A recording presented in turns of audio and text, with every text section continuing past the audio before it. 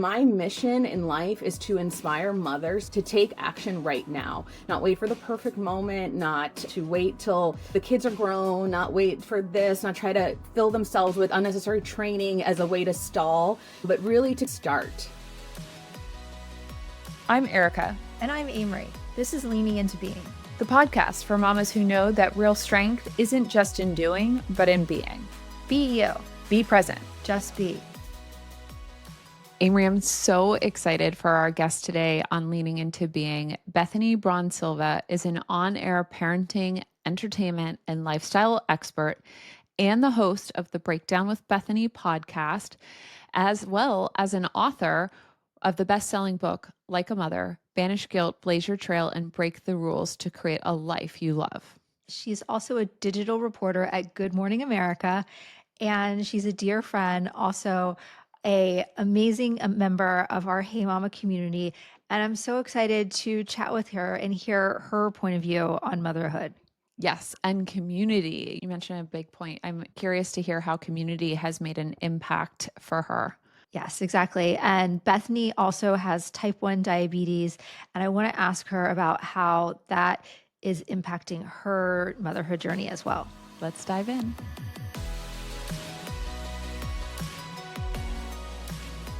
It's so good to see you. I feel like it's been a minute. Like we saw you in the summer and you've been so busy. So it's really great to have this time with you today. I know. I've really been looking forward to this. Yeah, I think the last time we were face to face was at Slam here in New York. It was. I know, which feels like a day ago and a lifetime ago. Right. We always like to start out by grounding ourselves in our shared motherhood experience.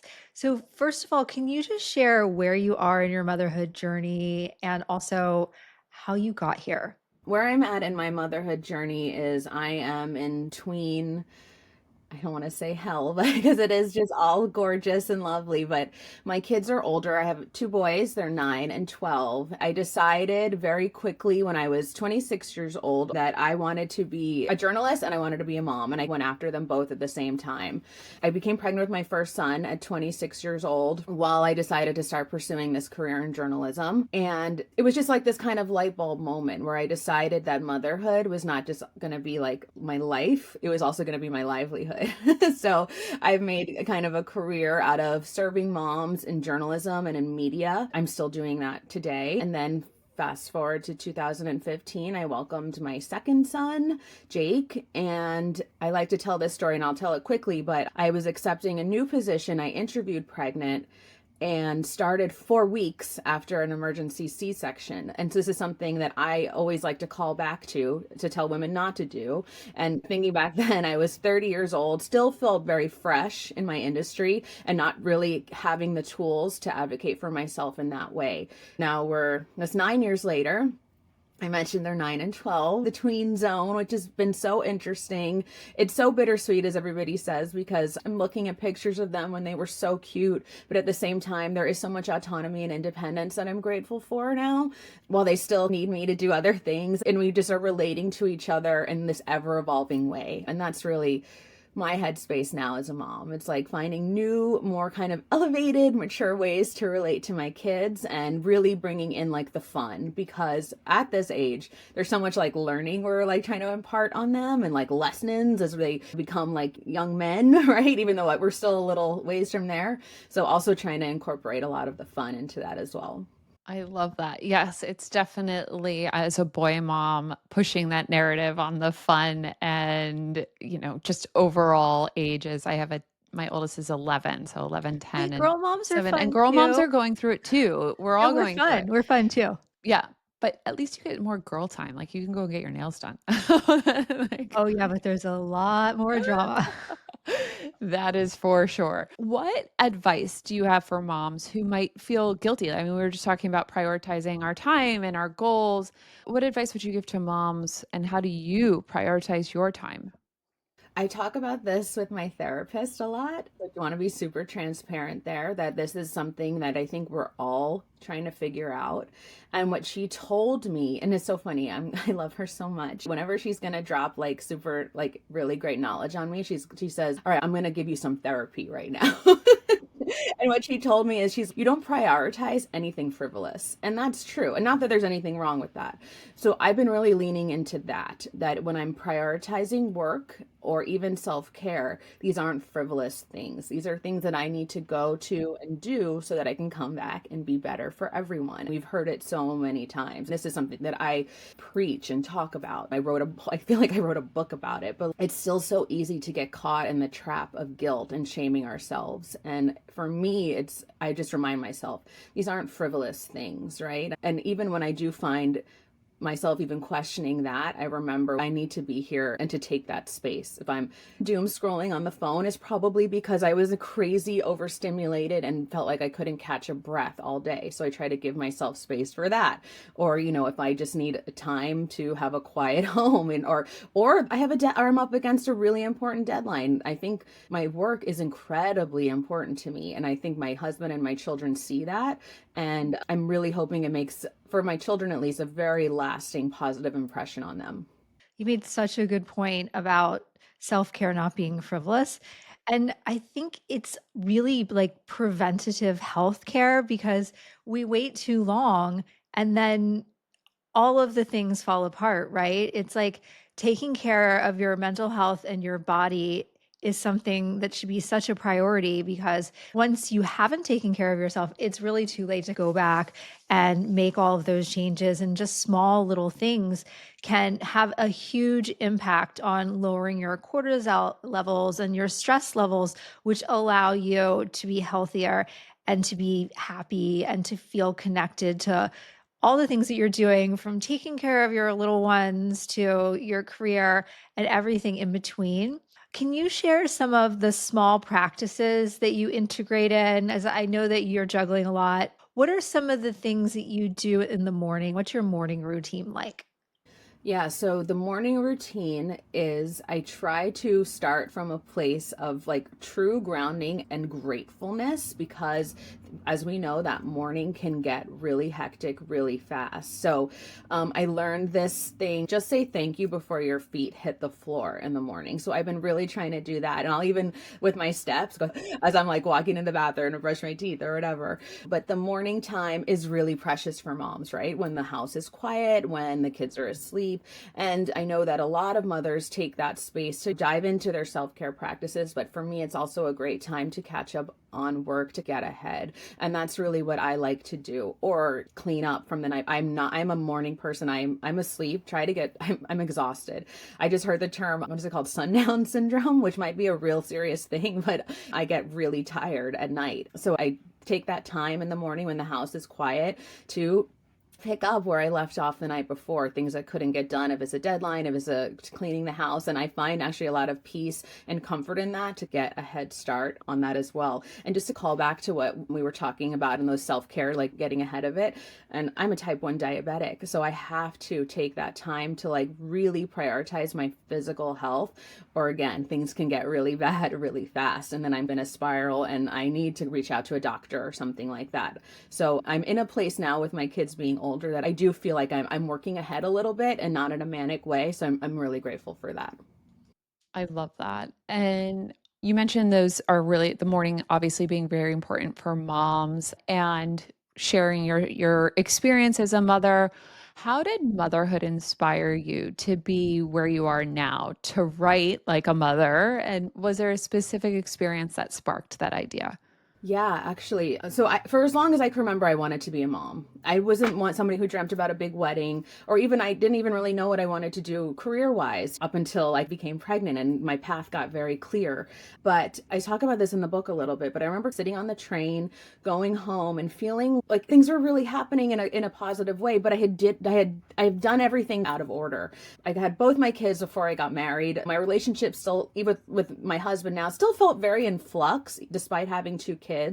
I had decided that I wanted to pursue journalism with no kind of official education, no training, no contacts. I just left in there, and things were working in weird ways. Like certainly wasn't perfect. It's not perfect now, but I was able to like grasp at all these pieces and see my life like, all right, I'm two kids in, I'm in the industry I want to be in, and I'm able to really talk to people, right? Like really feel like I've established myself enough And despite doing things like breaking these unwritten rules. So that really was like the catalyst or the inspiration, because the corny phrase, if I can do it, anyone can. And in my experience in my industry and becoming like in this world of motherhood, meeting other mothers, professional colleagues, and things like that, so much holds us back. And it's a lot of it, this kind of like systemic stuff, but it's all a lot of it within our own, with stuff that we believe, stuff that we don't even know we believe. And my mission in life is to inspire mothers to take action right now, not wait for the perfect moment, not to wait till the kids are grown, not wait for this, not try to fill themselves with unnecessary training as a way to stall, but really to start. So that was really the inspiration for the book. And that was also now, I think that was back in 2018 was when I had the inspiration, and the book wasn't even published till 2023. Wow, your message about breaking the rules to create the life you love is really resonating with me. I absolutely love it so much. And I know that it's going to resonate with other moms. What do you want them to feel after they read this book? What do you want them to take away? I really want them to close the book and then, like I said, just start. If it's a business idea, if it's joining an amazing community, which I mentioned in my book, like communities have helped me so much, professional networking communities. Hey Mama, I want them to close the book and decide in that moment what the path is going to be, whether it's to start the business, to make the connection, to, I don't know, expand your family, to quit the job, like whatever it is that will serve your inner purpose and your passion, whatever lights you up. Start taking real actionable steps towards that now. It's the idea of if you leap, like the net will appear. And that's what happened with me. I felt very scared a lot of the times, but then I went for it and I was caught by so many amazing women. And that is, I am such a firm believer in the power of community. I know I'm preaching to the choir here, but it has been so beneficial to my journey. So I would just encourage women like to take that step and to find your people, because maybe you're not clear, but you feel like a rumbling of something, of passion, of creativity. And then once you get into a room with other women who are working in the same way, you can get really clear really quickly. Hi, it's Erica and Amory from Leaning Into Being, and we know growing a tiny human is no small feat. Which is why we've partnered with our friends at Motherhood Maternity, because every mama deserves to feel held, seen, and yes, comfy. From belly to baby and beyond, their pieces move with you so you can focus on what matters most, being present. You can shop their latest looks at Kohl's, Kohls.com, Amazon, Babies R Us Canada, and motherhood.com. Be you. Be present. Just be. Erica, how hard is it to create content while running a company? Let's be real, Amory. It's really hard. You've got the ideas, but turning them into consistent strategic content, that's a whole other job. Enter the Content Catalyst from Share Your Genius. In just one 90-minute session, they help you turn your ideas into 3 months of high-impact content, videos, articles, social posts, and more. We use them, we love them, and this is your sign to finally get your content off the vision board. Reach out and tell them we sent you. I love that. And obviously, we love hearing how important the power of community is overall and personally to you. In today's digital age, there's so many communities available online or groups that you could be a part of. How can moms find a community that feels genuine and supportive? Yeah, so I'll be super transparent. When I was ready to take that step of community, I joined a lot. It can sometimes financially, maybe it's not in the cards for you, but I think at the time I might have tried out 4 or 5. And now I'm in 2. And so I think it's a way to kind of like vet for yourself. You'll know right away if it feels right. So I experimented and tried a lot out because I was so hungry for community and connection. I was like, oh, maybe go join this women's group and this motherhood group and this one, and maybe some niche, more ones that were more niche. But ultimately, you'll find your community also finds you. I really believe that, because if you're there and you're connecting, and then you're going to want more, the connections happen also outside of the community. You keep those like fan the flames of community even more outside. And then there's women that I met in Hey Mama, and we're like, oh, well, let's do this. Let's start an event. Let's try this. How can we work together? Like, how can we do a pod swap? Hanukkah talks about that a lot. So I think there's ways to, I think really essentially is like your community will find you, but you have to be like open to trying. Definitely. As a community builder, I feel like you meet people in the most unexpected ways, right? Sometimes you meet them when you're intentionally going to an event to network, and sometimes you meet them when you're intentionally sending a request for a connection. And sometimes you meet them through your kid's school, and sometimes you meet them at the doctor's office, or all of these funny ways. So it's this mindset about being open to being curious and to meeting people and to asking questions and to pursuing and to continuing those relationships, and just being an active participant in community is really where you're going to find a lot of value there. And you've been an incredible member of the Hey Mama community. We've absolutely loved getting to know you and seeing you engage with all of our mamas out there. What has that experience been like for you? It's been fantastic. And actually, there's also been lots of unexpected things too, because, you go into community, usually I think with the idea of like, will this serve me, right? How can this serve me professionally? How can this serve me personally? But I think what I wasn't aware of or really prepared for was my idea of how I can serve. And I know that it really is like a huge part of my professional journey, like talking to moms, helping moms, but I found different ways of helping through community in ways that were so fulfilling.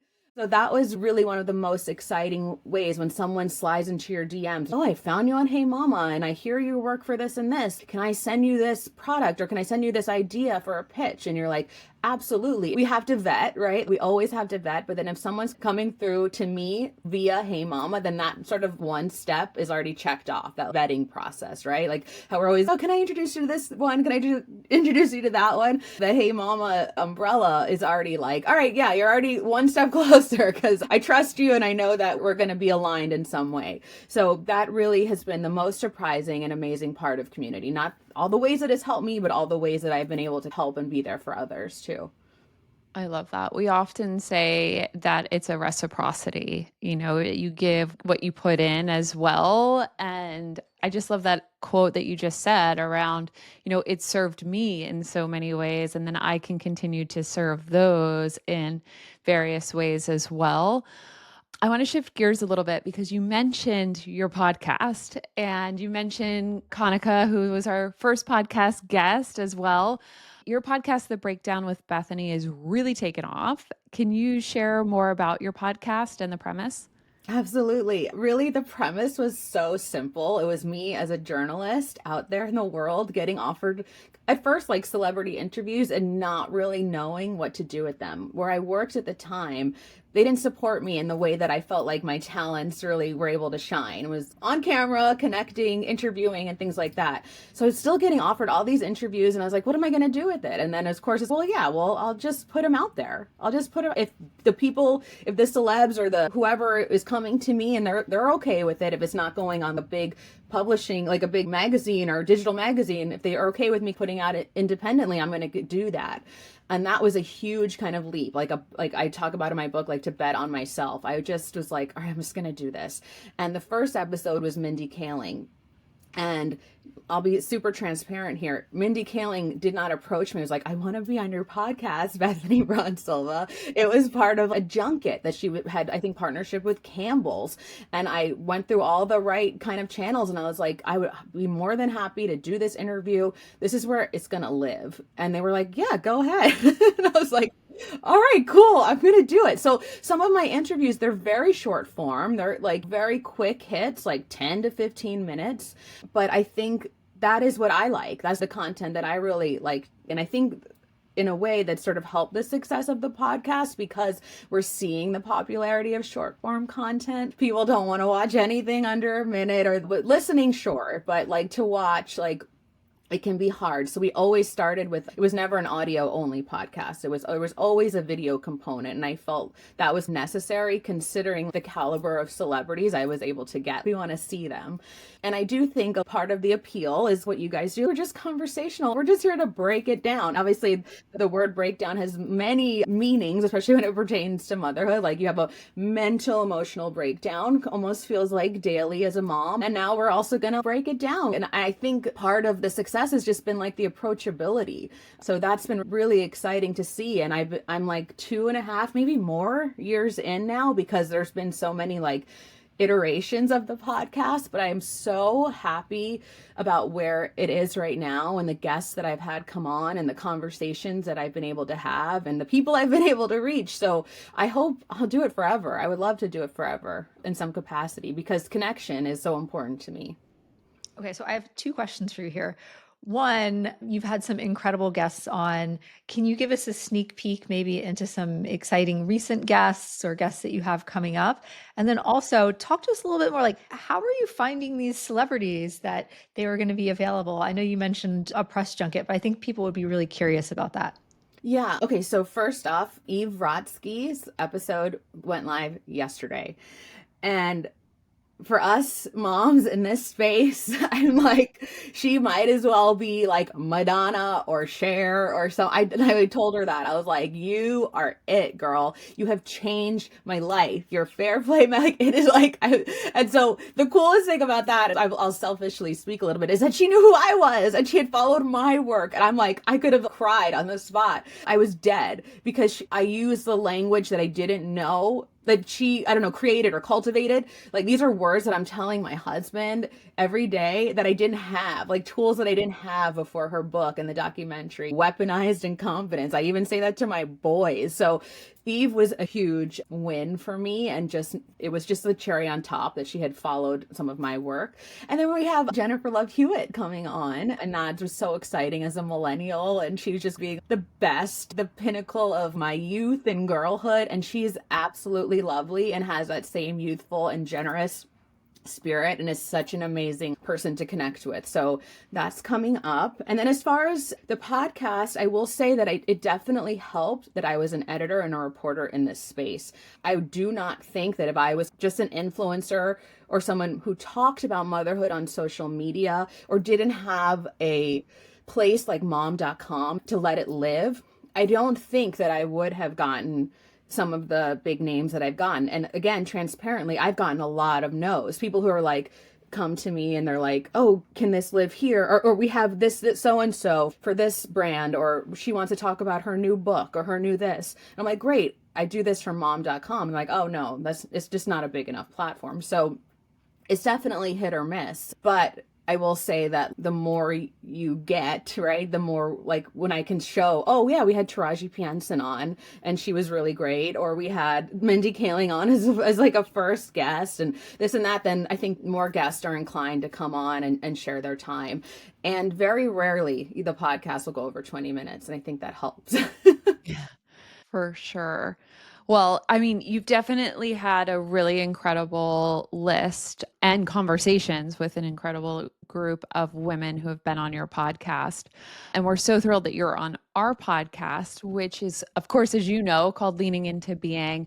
But for us, we always like to get a sense from our guest. What does leaning into being mean to you?